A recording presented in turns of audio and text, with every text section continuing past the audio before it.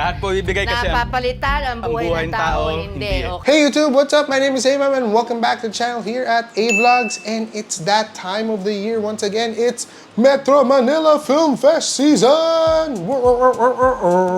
I'm so excited for this year because the lineup admittedly is stacked. Nung nag-uusap kami ng wife ko, this is the return of the comeback for like majority of the artistas.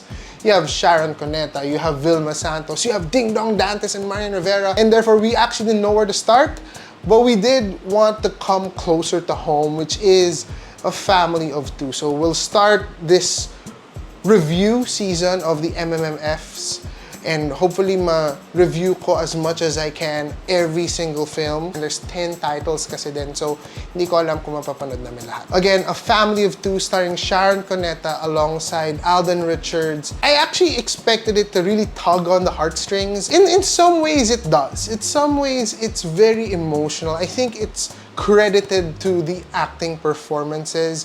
The acting, especially of our main cast, Sharon Cuneta and Alden Richards, is just spot on. Ginawa kong parang pre-love na sapatos at damit ng anak ko. They really deliver in terms of the performance. Hindi ako tanga. Alam ko naman yun, hindi ko naman iniisip yan sa'yo. Maganda yung emotional build-up, maganda yung emotional quality. I love the fact that it feels so authentic and real. You're watching basically a very real-life, authentic story. That's it. I mean, there's no frills, no thrills about it. At its core, a simple story.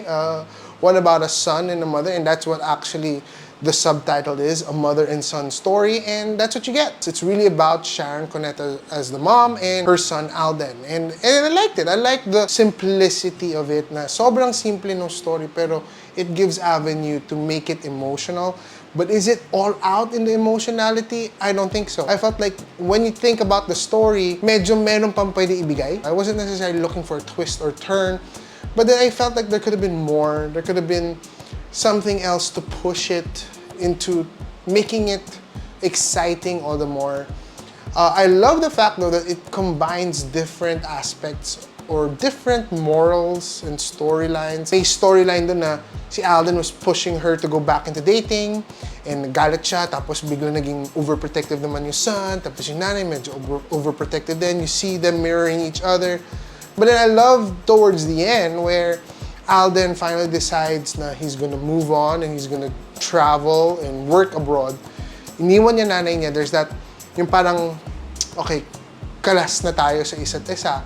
Not in a bad way. It was heartbreaking for Alden, it was heartbreaking for Sharon's character. But then I love where they transition the story where, okay, now it's about self-worth. It's about finding self-worth not in a relationship, not na Sharon finding it in Tonton Gutierrez na may new love siya. It's not that, but it's finding self-worth, self-love, her studying again, finishing her degree, and pursuing further studies and doing that for herself. Isang nanay na binigay lahat para sa anak, and then it's about the mom also finding herself. And hindi siya technically umaasa sa anak niya para hanapin yung sarili niya. So I liked it. I liked the story because it was something different. It was packaged differently from what we would have expected. The storytelling and in a way the morals and what it's teaching us and the generations after is actually pretty solid for me. I mean, it's a pretty good story that has a nice anchor to it. Everything else is just, I think, plain and simple in terms of the cinematography, in terms of the flow and pacing, in terms of the acting. Again, it's spot on when it comes to Cuneta and Richards. We get a different package here. I mean, it's not in your face MMFF. It's a different feels altogether. I can't compare it to Manapo, I can't compare it to anything else. It has its own flair, it has its originality, which I really appreciated, and I think that's what won me over. There's that original story. It's not trying to fit a mold, it's not trying hard in doing something that people would think would work. It's not formulaic, it's kind of safe, but takes somewhat a risk in being new and fresh.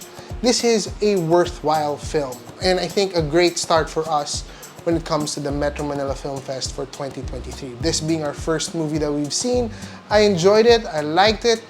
I might have wanted more tears to come out, but then it was fine. I mean, I liked what was given here. So for this movie, I give it actually a score of 8 out of 10, and it's one that I think the whole family will enjoy. I enjoyed it. I related the most to it, and I think it's overall relatable no matter what your family makeup may be. Catch my next videos as I will drop more Metro Manila Film Fest 2023 movie reviews.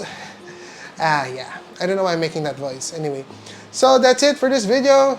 Don't forget to make every day into adventure. God bless, guys, and peace. Happy holidays.